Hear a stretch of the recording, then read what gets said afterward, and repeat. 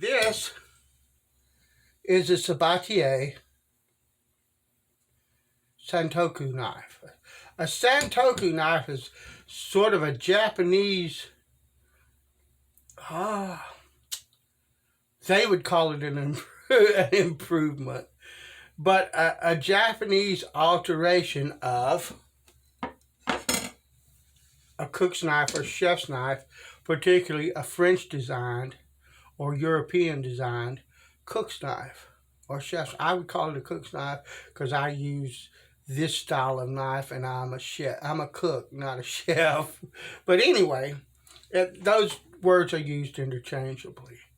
But where the chef's knife or the cook's knife has this finely curved, gracefully curved edge that's made for slicing and cutting with the tip laid on the cutting board and a forward kind of rocking motion. This has a straighter edge, and it's designed to be used off the board, not with the tip down, and it is designed for a slicing and chopping motion like this, but off the board as opposed to on the board. And both of these knives are dull. I dulled them on purpose because I was planning on throwing them away. I really haven't been able to get along with this knife, but I'm gonna keep it and I'm gonna use it a bit more and see. And this one is very cheap, and I bought it 6 months ago, intending to make a video, and I decided I wasn't going to, and I've changed my mind, and I'm going to. So I need to reprofile these knives, or rather put an edge on both of these knives. This will be sharpened later because I have a series of videos that I plan to use with this. But this knife, if you look, I don't know if you can see or not, but I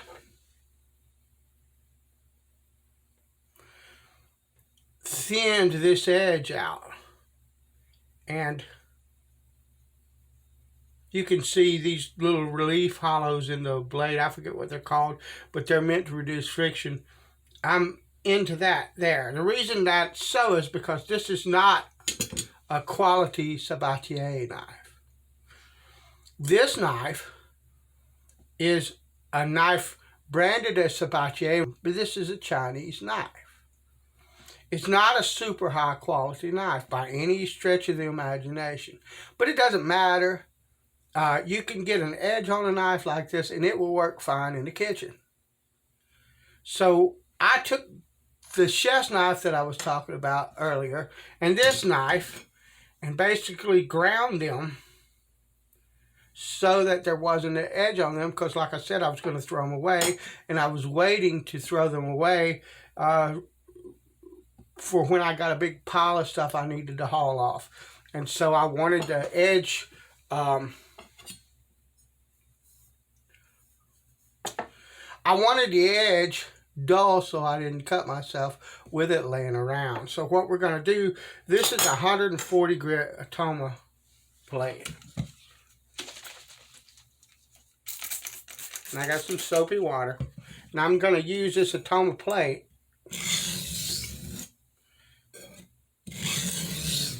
to bring a rough edge up, and then I'll go to finer stones.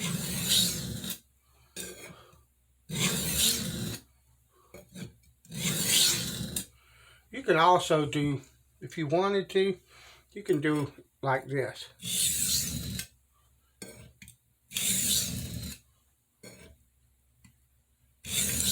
But I'm choosing a shallower angle on purpose.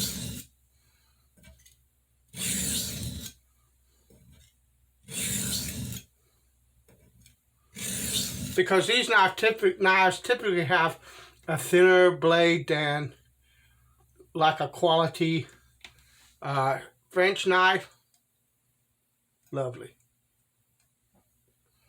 And so you could just come back like this.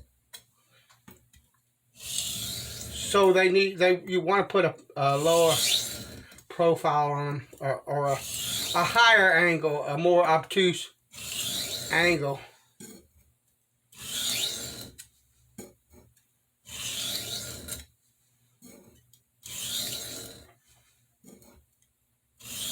But if that's easier for you to do than having the stone like that, then do it. Doesn't matter.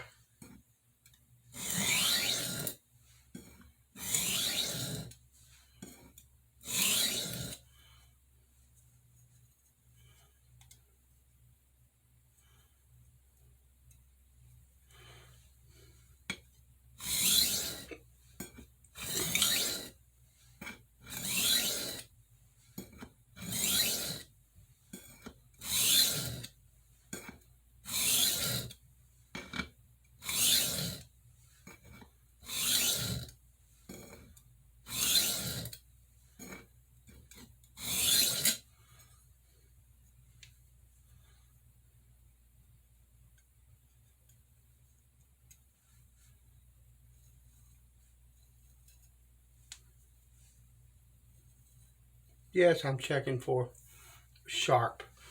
You can get an edge that will shave the hair off of your arm on a very low grit.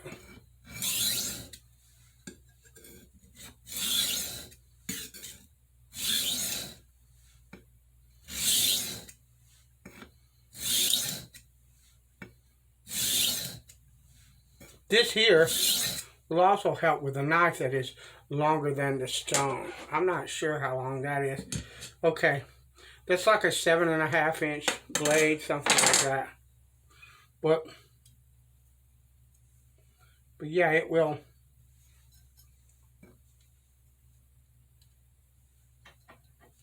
It's easier to, like if this blade was really long, I could, you know what I'm saying? So, and it just makes that kind of thing easier. There's a free tip for you.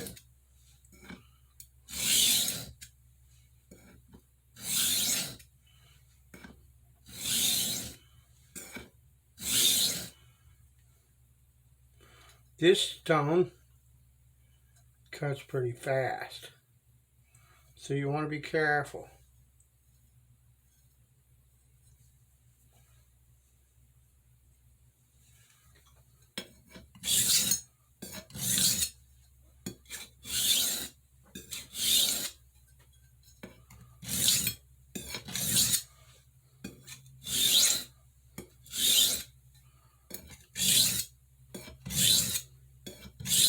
And I'm using something called a pyramid.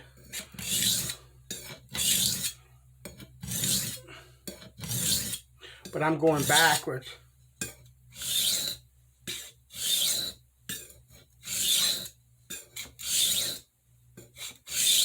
It's just a different way of sharpening. It's not worse or better. But you see, this knife is now shaving hair.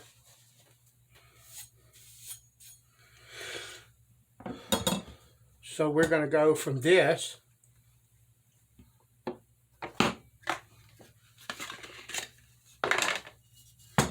to a fine India.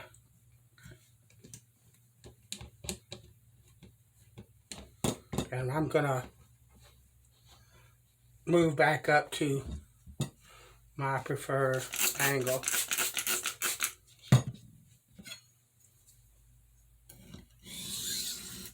And I'm going to raise a burr again.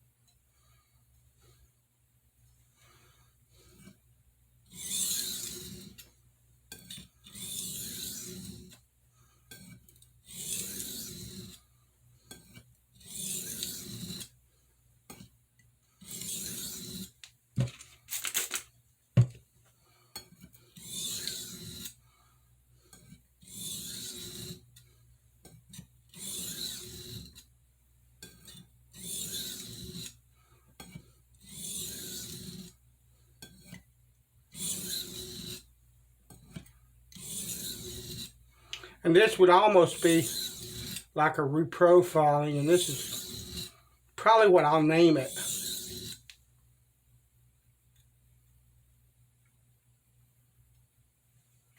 But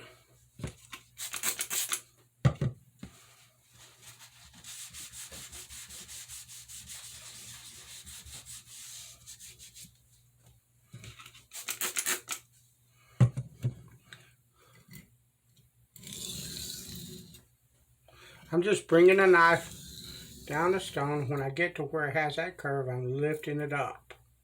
I'm not doing a swoosh with the knife. I'm coming down the stone and lifting it up. I'm not using any pressure on the blade.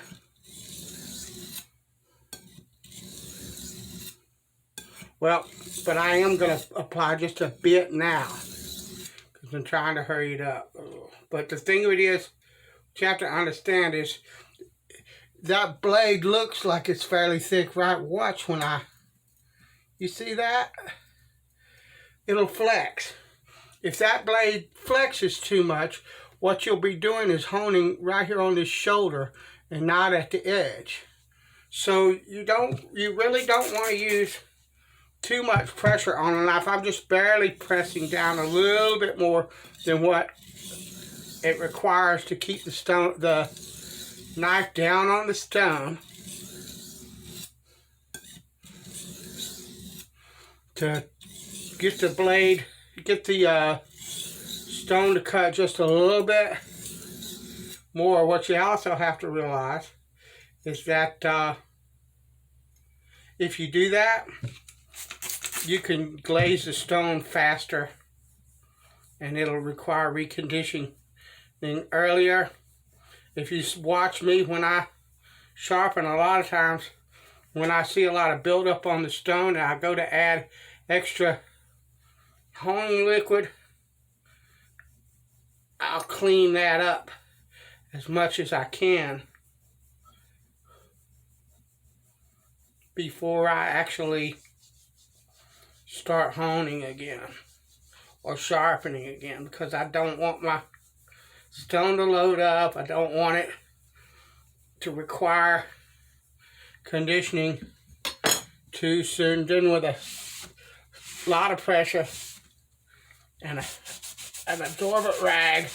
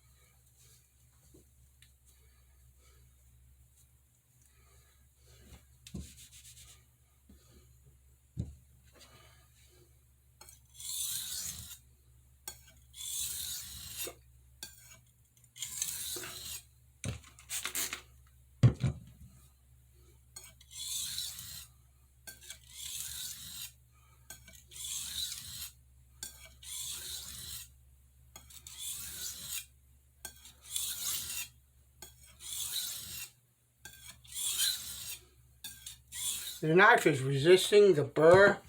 So what I'm going to do, this is steel that's in it, is I'm going to start on this side. See what this will do.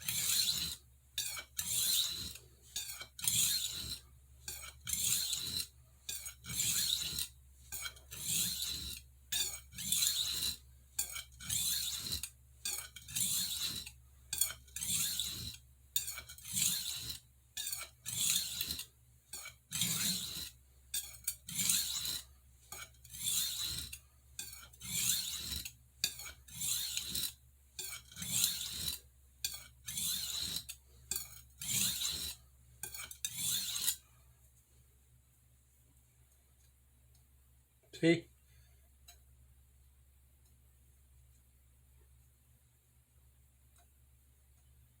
Just a little bit more.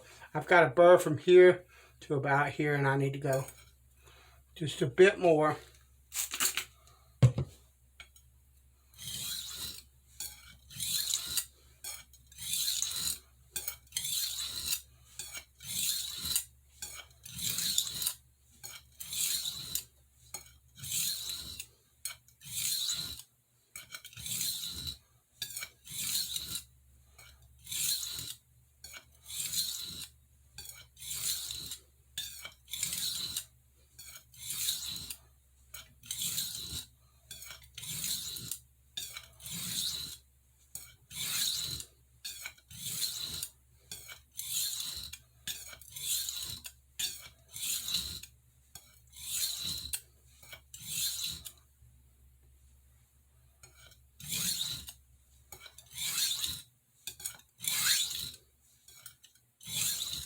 All right.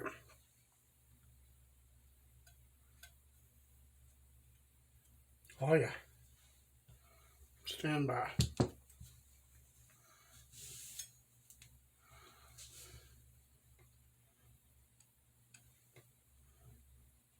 Beautiful. Now what I'm going to do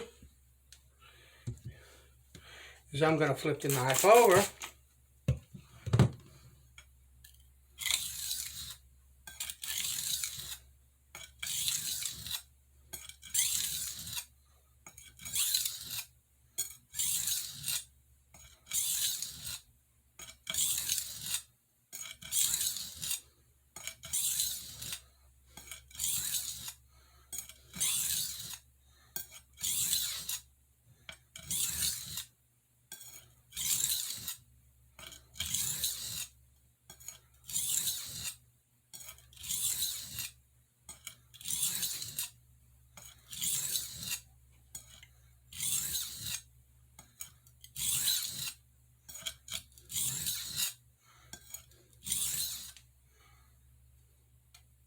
The burr's already flipped over, but what I'm going to do now is I'm going to look at the grind here and the grind here, and it's almost even. So I'm going to leave that alone, because if I continue to grind on this side, this will get a lot fatter. So what I'm going to do is do some cursory passes one side to the other to help to pull the burr off of the knife.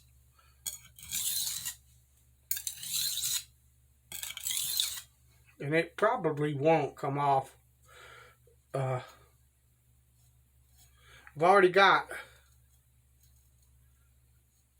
a knife that's shaven very nicely.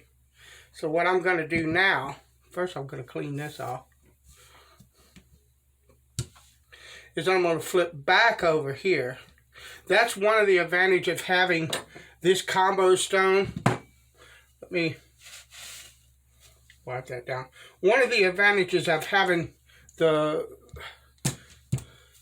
fine and the coarse is that if I start spending too much time on that fine and it's not really doing what I need it to, I can flip over to that coarse, get a burr, and come back.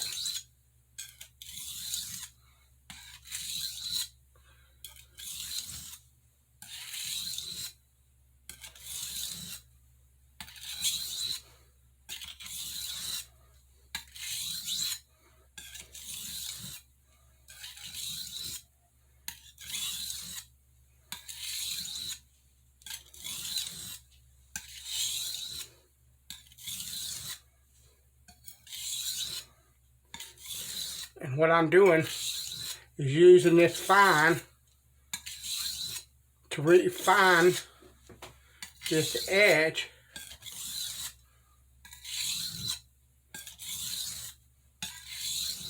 and bring the knife to final sharpness for cooking.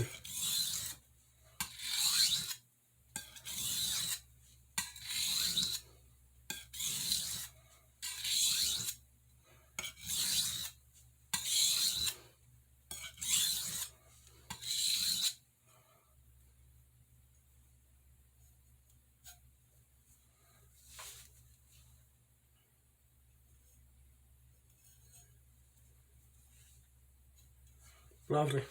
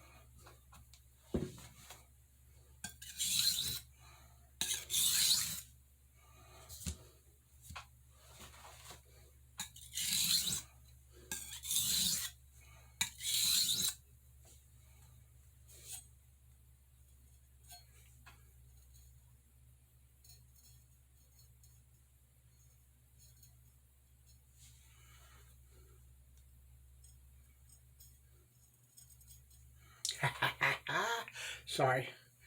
I don't know if you can see it. But I'm shaving the hairs off my arm. That's plenty sharp.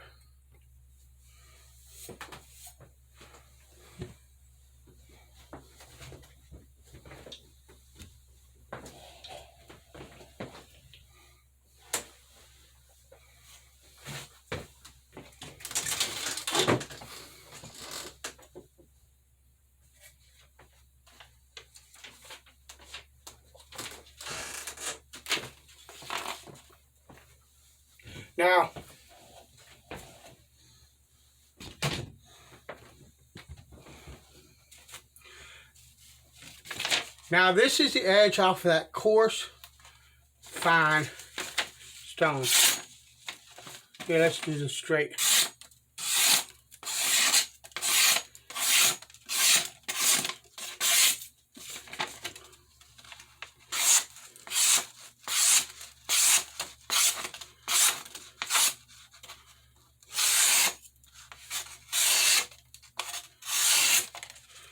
Could that be more refined? Yeah, it sure could.